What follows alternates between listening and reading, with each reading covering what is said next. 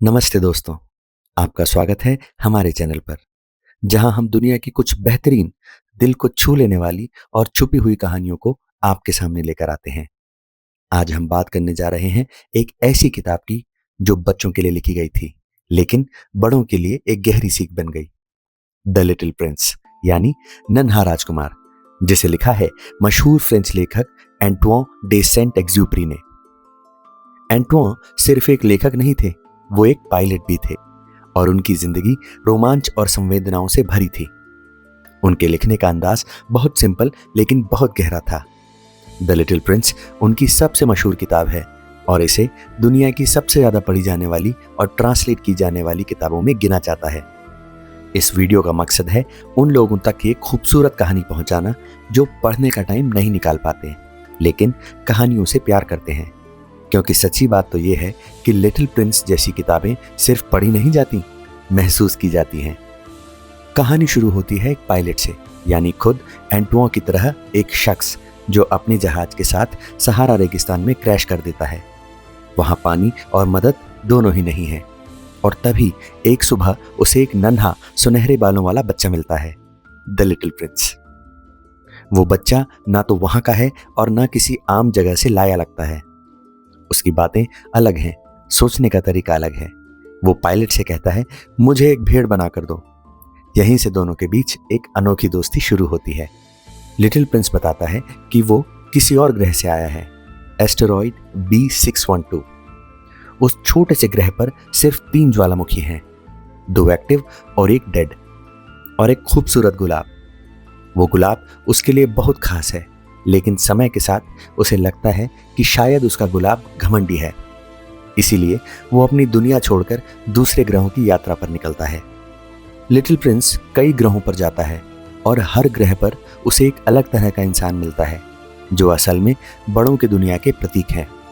पहले ग्रह पर उसे मिलता है एक राजा, जो अकेला है लेकिन मानता है कि वो पूरे ब्रह्मांड पर राज करता है। इससे प्रिंस को समझ आता है कि कुछ लोग बस कंट्रोल करना चाहते हैं, चाहे कोई सुनने वाला हो या नहीं। दूसरे ग्रह पर उसे मिलता है एक घमंडी आदमी, जिसे बस तारीफ चाहिए, चाहे कोई हो या ना हो, उसे बस ताली चाहिए। ये दुनिया के उन लोगों का रूपक है जो दूसरों की नजरों में जीते हैं। तीसरे ग्रह पर उसे मिलता है एक शराबी, जो पीता है क्योंकि उसे शर्म आती है कि वो पीता है। प्रिंस हैरान हो जाता है, ये वो चक्र है जिससे इंसान खुद नहीं निकल पाता। चौथे ग्रह पर उसे मिलता है एक बिजनेसमैन, जो सितारों को गिनता है और कहता है, ये मेरे हैं। प्रिंस पूछता है, आप इनसे क्या करते हैं? और आदमी जवाब देता है, मैं इन्हें गिनता हूं और अपने बैंक में रखता हूं। प्रिंस को समझ आता है कि बड़ों के लिए चीजों की कीमत ज्यादा होती है, महत्व नहीं। पांचवें ग्रह पर उसे मिलता है एक लैंप लाइटर, यानी कि दीप जलाने वाला आदमी। वो हर 1 मिनट में लाइट जलाता और बुझाता रहता है, क्योंकि उसके ग्रह की स्पीड बहुत बढ़ गई है। प्रिंस उसे सबसे प्यारा मानता है क्योंकि वो अपने काम को ईमानदारी से करता है। छठे ग्रह पर उसे मिलता है एक जियोग्राफर, भूगोलवेत्ता, जो कहता है कि वो दुनिया के बारे में सब जानता है, लेकिन कभी कहीं गया नहीं। वो प्रिंस को सलाह देता है कि पृथ्वी पर जाओ, वो बहुत रोचक जगह है। प्रिंस जब पृथ्वी पर आता है तो उसे पहले लगता है कि यहाँ बहुत लोग होंगे, लेकिन शुरुआत में उसे कोई नहीं मिलता। वो एक सांप से मिलता है जो कहता है कि वो लोगों को वापस उनके घर भेज सकता है, यानी मौत का प्रतीक है। फिर वो एक फूल से मिलता है, फिर पहाड़ों से बात करता है, लेकिन कोई जवाब नहीं देता। जब वो बाग में पहुंचता है तो देखता है कि वहां हजारों गुलाब हैं। वो सोच में पड़ जाता है कि उसका गुलाब तो यूनिक नहीं था, जबकि वो सोचता था कि वो सबसे खास है।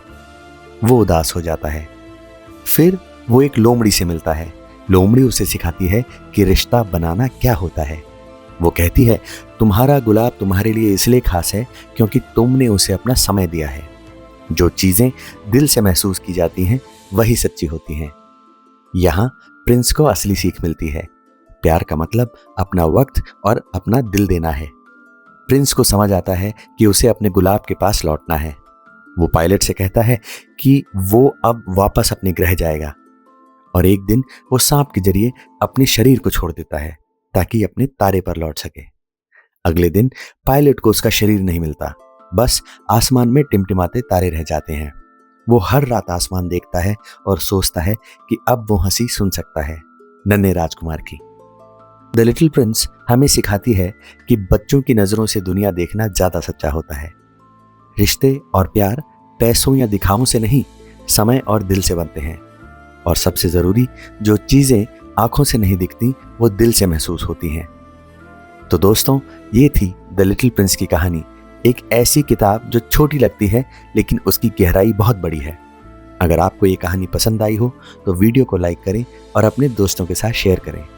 और अगर अब तक सब्सक्राइब नहीं किया है तो जरूर करें, क्योंकि हम ऐसे ही छिपे हुए रत्न लेकर आते रहेंगे। और हाँ, कमेंट में बताइएगा कि आपको कौन सा हिस्सा सबसे ज्यादा छू गया। मिलते हैं अगली कहानी में। धन्यवाद।